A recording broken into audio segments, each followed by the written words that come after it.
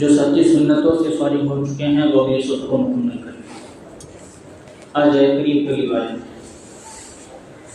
الحمد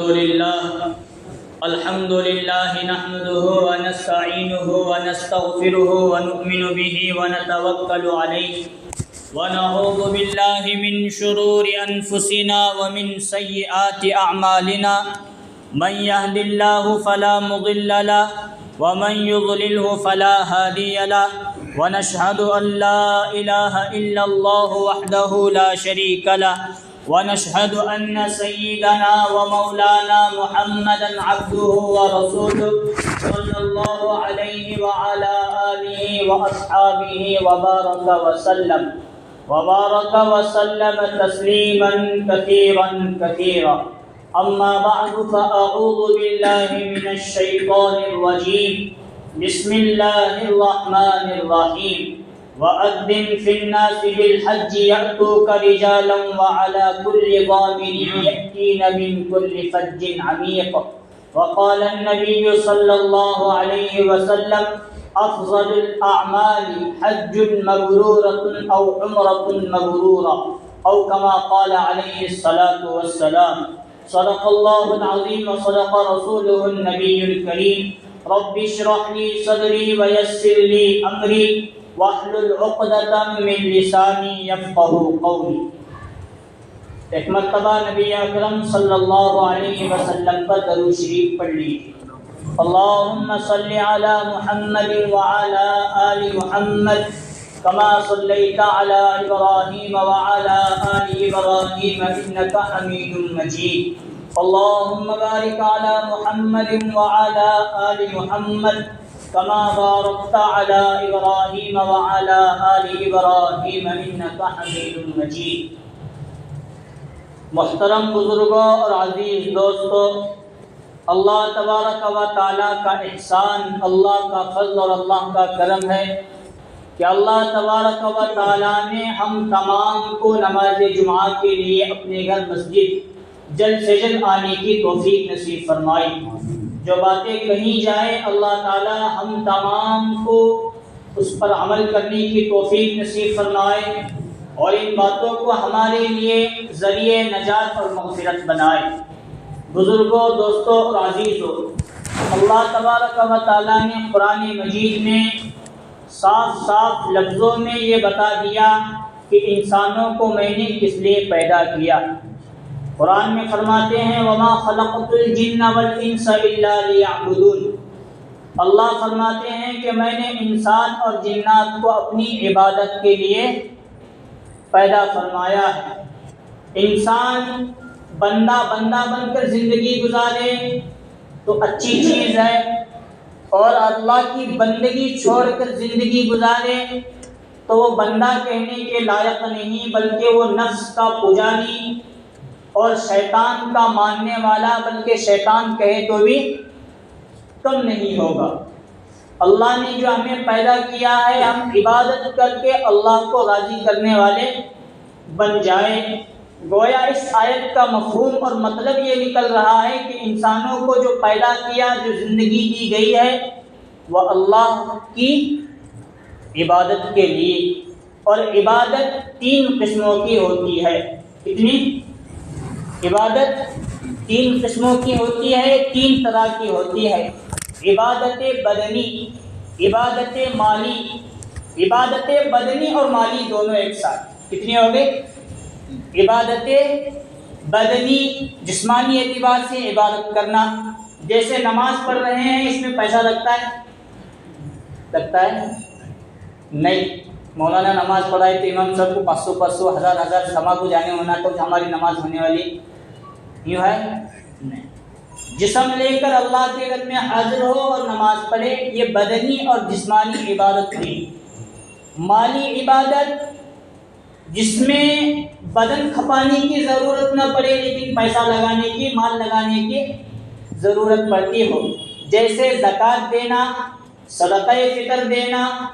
اسی طرح مال کے اعتبار سے جو چیز آتی ہے اس کو ادا کرنا، اس کو کہتے ہیں، اس کو مالی عبادت. اور تیسری قسم عبادت کی جس میں جسم بھی ضروری اور جس میں مال بھی ضروری. تیسری کون سی؟ مال بھی ہو اور جسم بھی ہو، دونوں ایک ساتھ لگے، اس کو کہتے ہیں مالی بدنی عبادت. سمجھ میں آئی؟ نمبر 1 بدنی عبادت، نمبر 2 مالی عبادت، نمبر 3 بدنی مالی عبادت، یعنی جس میں اور اس میں بیٹھتا ہے تیسری قسم کی عبادت میں خاص طور پر حج بیٹھ جاتا ہے. حج کے لیے مال بھی لگانا پڑے گا اور جسم کو لے کر بھی جانا پڑے گا. تو اللہ تبارک و تعالیٰ نے یہ تینوں عبادتیں ہم کو دیا اور حضور صلی اللہ علیہ وسلم نے ہمیں ان تینوں عبادتوں کو ادا کرنے کے طریقے بھی. اب میں تیسری قسم کی عبادت کا تذکرہ اچانک کیوں کر رہا، وہ بھی سوچنے والے. حج کے لیے اللہ تبارک و تعالیٰ نے مخصوص زمانہ مقرر کر رکھا ہے. حج کے لیے اللہ نے مخصوص زمانہ مقرر کیا، وہ شوال، ذی قعدہ، ذی الحجہ. یہ خاص طور پر 3-2.5 مہینے ہیں جو خاص حج کے لیے ہیں، جن پر حج فرض ہوا، سب پر بھی نہیں، مالداروں پر حج فرض. تو ان 3 مہینے میں تیاری کرے اور ذی الحجہ کے مہینے میں خاص طور پر 5 دن ہوتے ہیں، ان 5 دنوں میں اپنا حج ادا کر لے، ادا ہو جائے گا انشاءاللہ. لیکن یہ زمانہ فقط مخصوص زمانہ ہے، اور اللہ نے جو بیت اللہ بنایا ہے، جیسے مسجدیں ہمیشہ 5 وقت 24 گھنٹے دن رات میں آباد رہنا ضروری ہے، اسی طرح بیت اللہ جو اللہ کا خاص اور اہم گھر ہے، اس کا بھی ہمیشہ آباد رہنا ضروری ہے. حضور صلی اللہ علیہ وسلم کے زمانے میں ایسا ہوا کہ حضور جب مکہ میں تھے تب حضور نے کتنے حج کیے، کتنے عمرے ادا کیے، اس کی تعداد علماء نے گنوائی نہیں، شمار نہیں کی. یہ ہوں گے، بہت کیے ہوں گے کیونکہ وہی کے رہنے والے تھے، یا یہ کہ حج فرض نہیں ہوا تھا، عمرے کا مسئلہ ابھی نہیں آیا تھا. تو یہ حکم آنے سے پہلے حضور نے کتنے حج کیے، کتنے عمرہ کیے، ان کی تفصیل کتابوں میں تلاش کرنے کے بعد بھی نہیں ملتی. لیکن جیسے ہی حج فرض ہوا، اس کے بعد حضور صلی اللہ علیہ وسلم نے کتنے حج ادا کیے اور کتنے عمرے ادا کیے، وہ سیرت کی کتابوں میں ملنا ضروری ہے. تو علماء نے سیرت کی کتابوں میں لکھا ہے کہ حج کے فرض ہونے کے بعد حضور صلی اللہ علیہ وسلم نے پوری زندگی فقط ایک حج ادا کیا. کتنا؟ حالات ایسے تھے کہ قافلہ لے کر ایک مرتبہ نکلے، صلح حدیبیہ کے موقع پر لوگوں نے روک دیا، مکہ والوں نے، مکہ فتح نہیں ہوا تھا، آپ یہاں آ نہیں سکتے، حج نہیں کر سکتے، واپس چلے جائیے. اللہ نے فرمایا انا فتحنا لک فتحا مبینا، ہم مکہ مکرمہ کو کھلی فتح دلوا کر آپ کو مکہ میں داخل فرمائیں گے. صلح حدیبیہ ہوا، کچھ شرائط ہوئے، پھر حضور اپنا قافلہ لے کر واپس مدینہ منورہ آئے. غالباً سن 10 ہجری کو مکہ فتح ہوا. اس وقت حضور صلی اللہ علیہ وسلم نے زندگی میں ایک حج ادا کیا. اس کے بعد حضور کے آخری ایام چل رہے تھے، مدینہ گئے، بیمار ہوئے. بیمار ہونے کے بعد ربیع الاول کے مہینے میں 12 تاریخ کو حضور صلی اللہ علیہ وسلم کا انتقال ہوا. اب حج کے لیے دن مقرر ہیں، شوال، ذی قعدہ اور خاص طور پر ذی الحجہ، لیکن عمرے کے لیے کوئی دن مخصوص نہیں. حج کے سال کے 12 مہینے عمرہ ادا کیا. میں اصل میں کل اس لیے رہا ہوں، ذی الحجہ ہو کر کتنے مہینے گزر گئے؟ محرم، صفر، ربیع الاول، ربیع جمادی الاولیٰ شروع، پھر اس کے بعد جمادی الاخری، رجب، شعبان، رمضان. پھر دیکھتے تک ادھر کے 4 مہینے ہوئے. بیچ کا مہینہ اللہ نے میرے دماغ میں سوچ رہا تھا اس جمعہ کیا اعلان کروں، حالات حاضرہ دیکھوں تو کوئی عنوان ملنے کے لیے تیار نہیں، کروں تو نماز کروں، زکوٰۃ کروں، تو ہوتے ہوتے عمرہ کا اللہ تعالیٰ نے دماغ میں ڈالا، تو اس اعتبار سے وہ بات لے کر سامنے بیٹھ گیا کہ حج کے لیے تو خاص دن ہیں، لیکن عمرے کے لیے کوئی خاص مہینہ، کوئی خاص دن مقرر نہیں، بلکہ نبی صلی اللہ علیہ وسلم نے حج کے موقع ہی پر عمرہ ادا فرمائے۔ علماء نے سیرت کی کتابوں میں لکھا ہے کہ حضور صلی اللہ علیہ وسلم نے اپنی زندگی میں 4 عمرے ادا فرمائے ہیں۔ کتنے؟ حضور کے دور کے عمرے ایسے ہوا کرتے تھے کہ حج کے بعد عمرہ ادا کرنے کا بھی حضور نے طریقہ بتایا نہیں، یا حضور کو بتانے کی ضرورت محسوس نہیں ہوئی۔ ذی القعدہ میں حضور گئے، ذی الحجہ میں حج ادا کیا، اس سے پہلے 3 عمرے ذی القعدہ میں حضور صلی اللہ علیہ وسلم نے مکہ میں رہتے ہوئے ایک کے بعد دوسرا، دوسرے کے بعد تیسرا، تیسرے کے بعد چوتھا، اس طرح پے در پہ مسلسل 4 عمرے حضور نے ادا فرمائے، اور امت کو یہاں ایک سبق دیا، حج کر کے چھوڑ دینا کافی نہیں، بلکہ اللہ کے گھر کی زیارت عمرے کو ادا کرتے ہوئے عمرے کی نیت سے بار بار کرنا ضروری، اور یہ بھی میری سنت ہے۔ حضور کا دور مکمل ہوا، حضرت ابو بکر کا دور آیا، تو حضرت ابو بکر کے دل و دماغ میں وہ بات اللہ تعالیٰ نے نہیں ڈالی، لیکن حضرت عمر بن خطاب رضی اللہ عنہ کا دور آیا، جہاں فتوحات کر رہے تھے، وہی کئی مقامات کو دیکھ رہے تھے، سمجھ رہے تھے، کعبۃ اللہ کو دیکھا کہ حج کے موقع پر رمضان کے بعد سے لے کر حج کے ایام میں تو یہاں اللہ کا گھر بیت اللہ حرم شریف بھرا رہتا ہے، لیکن بعد میں محرم سے لے کر واپس رمضان تک چند ہی افراد ہیں مکہ کے جو نماز پڑھنے آتے ہیں، باقی اتنی بڑی جگہ اور اتنی بڑی آبادی سے خالی ہے۔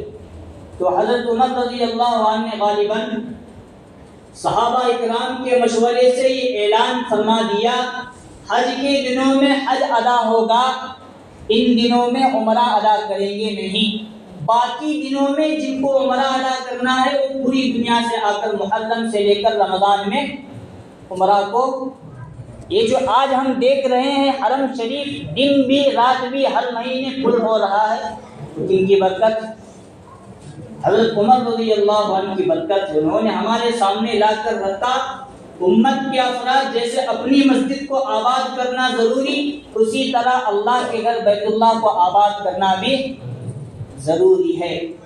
آج ہم مسلمانوں کے پاس اتنا مال ہے، وہ مال اللہ کے راستے میں کیسا خرچ ہو یہ ہمیں نہیں سوچتے۔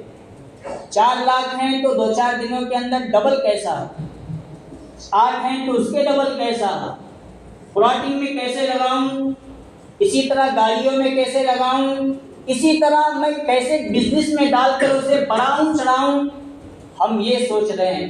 اللہ نے پہلے کیا اولاد، یہ اب کی نسل ہماری ایسی ہے، پہلے ہم نے اپنے بچپنے وغیرہ میں دیکھا 1-1 روپے جمع کرنا بہت مشکل کام تھا، کیا بات صحیح مجھے پر 1-1 روپے جمع کرنا، 100 جمع کرتے 1000 ہونے والے 1000 کرتے 20,000 ہوتے لاکھ ہوتے ایسا ہوتا تھا، لیکن جھٹ کے آ رہے ہیں ابھی، لیکن ہمیں اپنے ماں باپ کو، اپنے بڑوں کو حج نہیں کرتے تو عمرہ کروانے کی بھی ہم نہ ڈبل کیسے کروں، ٹبل کیسے کروں، چوبل کیسے کروں، اسی فکر میں ہم لوگ، اور وقت بیتا چلا جا رہا ہے۔ ابھی عمرے کتنے اور عمرے کیا پیکیج ہے 90,000 زیادہ سے زیادہ لاکھ کے اندر عمرہ ہو رہا ہے، اور حج کا کیا ہے پتہ ہے 4-5 لاکھ ہے، وہ ایک کو بھی ڈبل جوڑی جانے کا جاتا ہے ڈبل، چلو وہاں حج کے موقع پر نمبر لگا نہیں لگا، لیکن عمرے کے لیے نمبر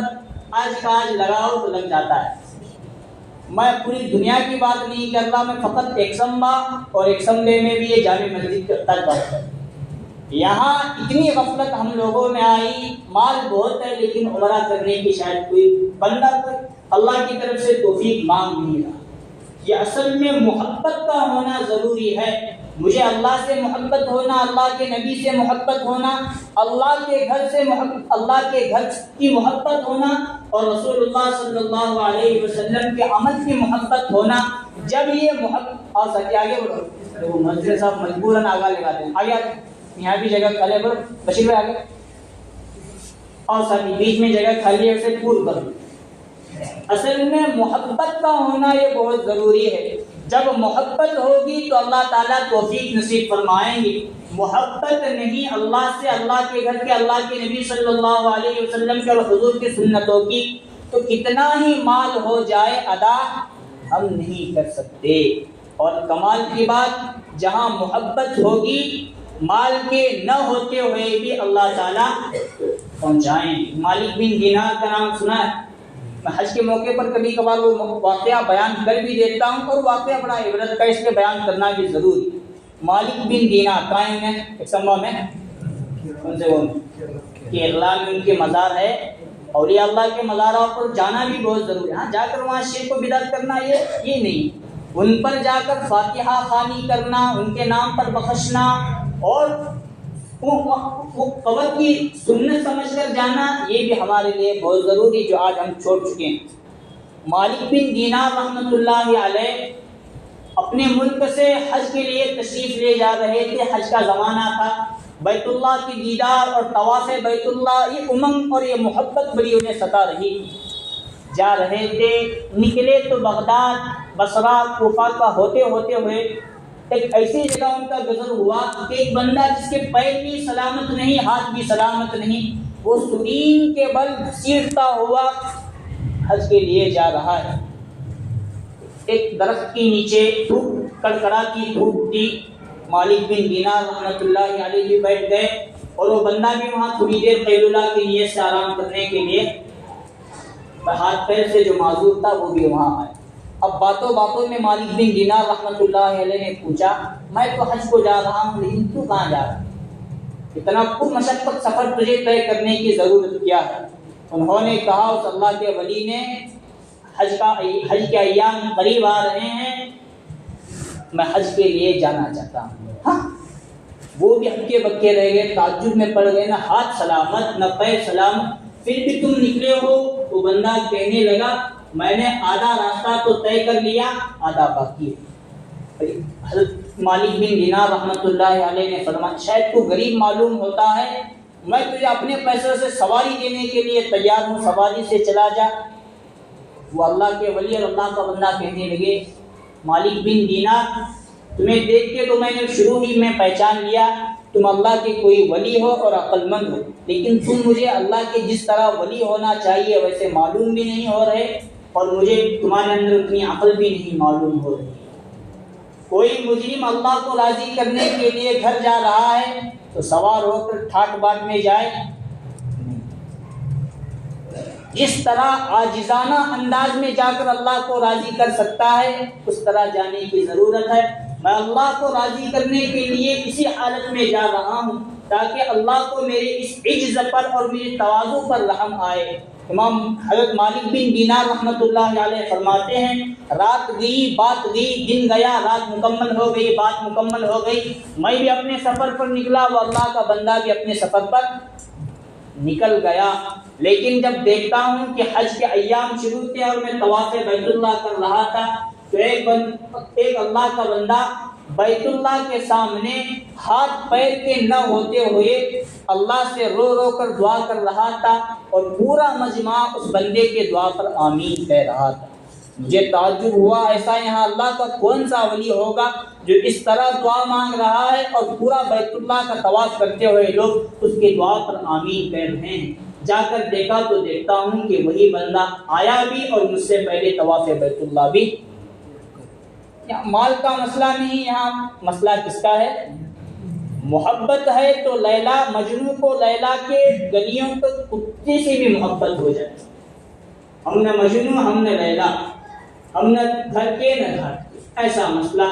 ہمیں اللہ کی محبت بھی جس طرح ہونا چاہیے وہ آج ہمیں حاصل ہونے کے لیے، وہ تو چھوڑو بیت اللہ تو بہت دور کی بات، ہماری مسجد ویران ہے ہم اسے آباد کرنے کے لیے یار کیا ہماری جمعہ کی حالت، کیا ہمارے صبح کی نمازوں کی حالت، کیا ظہر، کیا عصر، کیا مغرب اور کیا جمعہ ہے تو ہمیں بڑے نمازی پڑھتوں میں جمعہ سے جمعہ کالر اوپر کر کے ہمیں بولتی ہوں میں جمعہ کی نماز پڑھوں، صبح کی میں پڑھنے والا، عید کی پڑھتا ہوں، بقرعید کی پڑھتی ہے ہماری حالت۔ اللہ کے گھروں کو آباد کرنا یہ ہر مسلمان مرد کے لیے بہت ضروری، بالغ ہونے کے بعد نمازیں فرض ہو جاتی ہیں، جماعت کے ساتھ نماز پڑھنا یہ ہمارے لیے بہت ضروری ہے، بیت اللہ کے لیے جانا یہ بھی ہمارے لیے بہت ضروری۔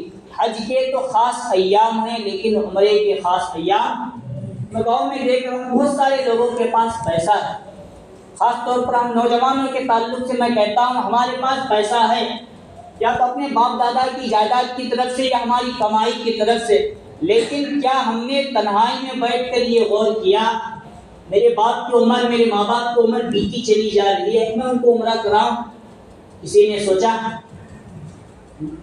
پیسہ ڈبل کیسا کروں وہ تو ہمیں سب جنا سوچ رہے، حالانکہ اور کمال کی بات یہ کہ اللہ کے راستے میں پیسے لگانے سے کم نہیں ہوتے بلکہ کیا بڑھتے ہیں، یہ حقیقت ہے، یہ حقیقت ہے، جھوٹ نہیں۔ ہمارے دارالعلوم دیوبند کے ایک بڑے استاد حضرت مفتی سعید صاحب پالن پوری، نام سنے، بہت بڑے استاد، کورونا کے دن کا بیماری میں ان کا انتقال ہوا، وہ رہنے والے پالن پور کے گجرات کے دارالعلوم دیوبند کے بڑے مدرس شیخ الحدیث بنے، پھر ممبئی میں ان کا علاج ہوا، وہیں ان کا انتقال ہوا، تو انہی کے ہو بہو شکل میں ہمارے استاد حضرت مولانا حبیب الرحمان صاحب پالن پوری، ہم نے ان کے درس میں بار بار انہوں نے کہا جب میں پڑھانے کے لیے بیٹھا تھا تو مجھے 50 روپے تنخواہ تھی، کتنے روپے؟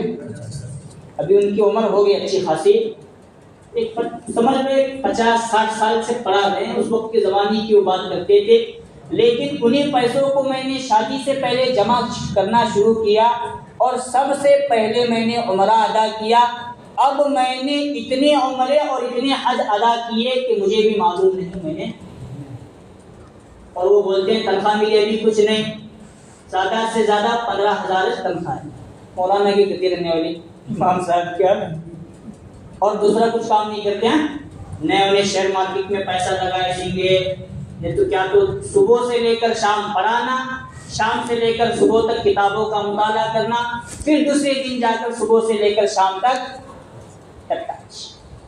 اور تنخواہ کتنی؟ 15,000، لیکن خود فرماتے ہیں اللہ سے محبت اتنی ہوئی کہ اسی 50 روپے میں سے 10-10 20 میں نے جمع کیے، باقی 30-40 روپے گھر کے خرچے میں لگائے، آج میں نے حج اور عمرے اتنے ادا کیے کہ مجھے بھی اس کی گنتی معلوم۔ اور مفتی تقی عثمانی بھی ہیں، بڑے مفتی ہیں، بلکہ ٹاپ لیول کے مفتی ہیں، پوری دنیا میں تمام علماء کے سردار اور مفتی بڑے مانے جاتے ہیں، وہ کہتے ہیں کہ سال میں 2 سے 3 مرتبہ میں عمرے کے لیے چلا جاتا ہوں، اور دیکھیں تو ان کے پاس بھی ویسا پیسہ نہیں، لیکن اللہ چلوا رہے ہیں، گاڑی چل رہی ہے۔ اصل میں محبت کا مسئلہ ہے، محبت ہوگی تو ایک معمولی سا بندہ بھی اٹھ کر حج اور عمرے کے لیے جا سکتا ہے، ہم لوگوں میں محبت نہیں، اس لیے نہ ہم اپنے مسجدوں کو آباد کر رہے ہیں، نہ ہم خود جا رہے ہیں، نہ اپنے ماں باپ کو وہاں بھیج رہے ہیں۔ اور رسول اللہ صلی اللہ علیہ وسلم نے فرمایا افضل الاعمال حج مبرورۃ او عمرۃ مبرورۃ، اعمال میں سب سے افضل عمل اور سب سے اللہ کو پسندیدہ اور محبوب عمل حج مبرور اور عمرہ مبرور ہے، اور عمرہ ایک عمرے سے دوسرے عمرے کے درمیان جتنے گناہ ہو جائیں گے اللہ تبارک و تعالیٰ اس عمرے یا اس حج کی وجہ سے مکمل طور پر معاف فرما دیتے ہیں۔ اس لیے ہم لوگوں کے لیے حج کرنا بھی جہاں جیسا فرض کے درجے میں ہے، اسی طرح رسول اللہ صلی اللہ علیہ وسلم کی سنت وہ ہے عمرہ ادا کرنا، وہ بھی وقتاً فوقتاً بہت ضروری۔ حضرت ابراہیم بن ادہم رحمۃ اللہ علیہ جب عمرے کے لیے یا حج کے لیے نکلے ہیں تو چند میل کا فاصلہ طے کرتے، پھر 2 رکعت نماز پڑھتے، پھر چند قدم چلتے، پھر 2 رکعت نماز پڑھتے. اس طرح پہنچتے پہنچتے ایک لمبا عرصہ بھی بیت گیا، لیکن دوران سفر دونوں اور تینوں طرح کی عبادتوں کو انہوں نے زندہ. اس لیے مال کی محبت ہمارے دلوں میں نہیں ہونا چاہیے. مال کی محبت نکال کر اللہ کی محبت میں، اللہ کے راستے میں جتنا خرچ کرتے رہیں گے انشاءاللہ اللہ تبارک و تعالی اس سے کئی زیادہ ہمیں نصیب فرمائیں گے. اور علماء نے تفسیر میں لکھا ہے وَأَذِّن فِي النَّاسِ بِالْحَجِّ يَأْتُوكَ رِجَالًا وَعَلَى كُلِّ ضَامِرٍ يَأْتِينَ مِنْ كُلِّ فَجٍّ عَمِيقٍ کہ حضرت ابراہیم علیہ السلام نے جب بیت اللہ کی تعمیر مکمل فرمائی تو فرمایا اللہ تعالیٰ سے حضرت ابراہیم نے اللہ آپ نے مجھے حکم دیا بیت اللہ کی تعمیر کو مکمل کرنے کا، وہ میں نے مکمل کر دیا، اب مجھے کیا کرنا ہے آگے کا حکم دیجئے.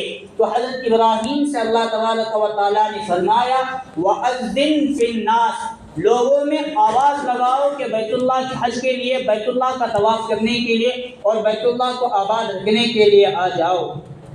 سوال کیا ہوتا ہے یہاں؟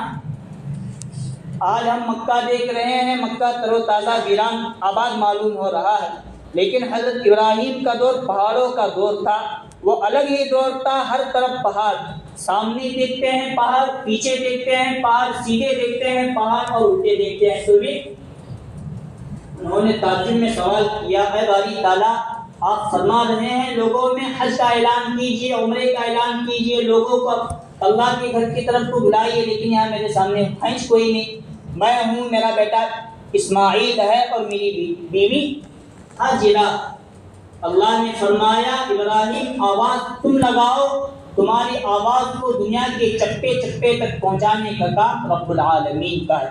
حضرت ابراہیم نے اس وقت لوگوں کے درمیان آواز لگائی آؤ اللہ کے گھر کے طواف کے لیے، اللہ کے گھر کو آباد کرنے کے لیے. علماء فرماتے ہیں اس وقت دنیا میں جتنے لوگ آباد تھے وہ اور عالم ارواح میں روحوں نے بھی حضرت ابراہیم کی آواز کو سن کر لبیک کہا، اور جس نے جتنی مرتبہ لبیک کہا وہ حج کے لیے بھی جائے گا اور عمرے کے لیے بھی جائے. سب جانے کی فکر کریں گے؟ وہ آہستہ تو جانے کا ارادہ نہیں، پیسہ ڈبل کرنے کا ارادہ. سب جائیں گے اللہ مجھے بھی توفیق نصیب فرمائے اور آپ کو بھی توفیق نصیب فرمائے. میں جب بھی حج کے تعلق سے یا عمرے کے تعلق سے بیان کرتا ہوں اس وقت ہمارے استاد محترم حضرت مفتی کرام صاحب کا ایک دیا ہوا وظیفہ جو ہمیں دیا تھا میں لوگوں کو بھی دینے کی کوشش کرتا ہوں. ہے نا، ہمارے استاد حضرت مفتی کرام فرماتے ہیں میرے پاس بھی کچھ نہیں تھا، انہیں بھی استاد کو تو امام صاحب مولانا صاحب کچھ نہیں تھا، لیکن فرماتے ہیں ہمارے استاد میں نے بھی کئی حج اور کئی عمرے ادا کی. وہ فرماتے تھے اصل میں جب بھی اذان ہوتی، اذان ہونے کے بعد میں دعا پڑھتا. کون سی دعا اذان کے بعد یاد ہے؟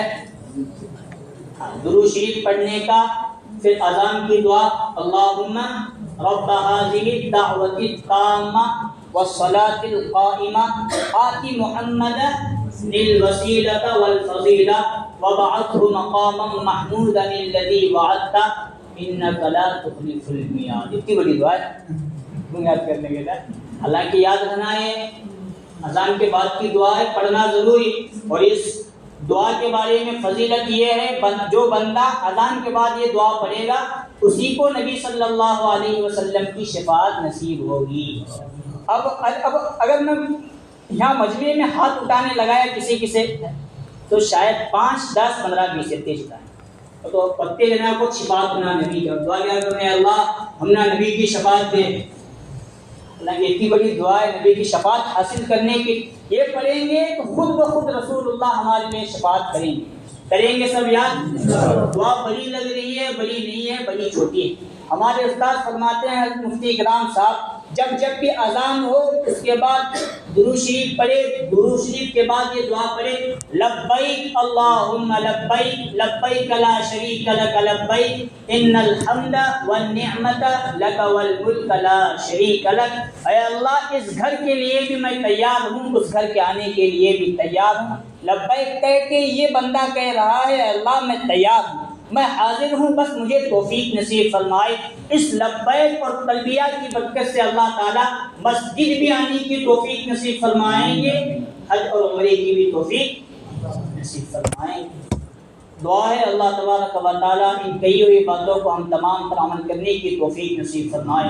آمین وآخر دعوانا الحمدللہ رب العالمین۔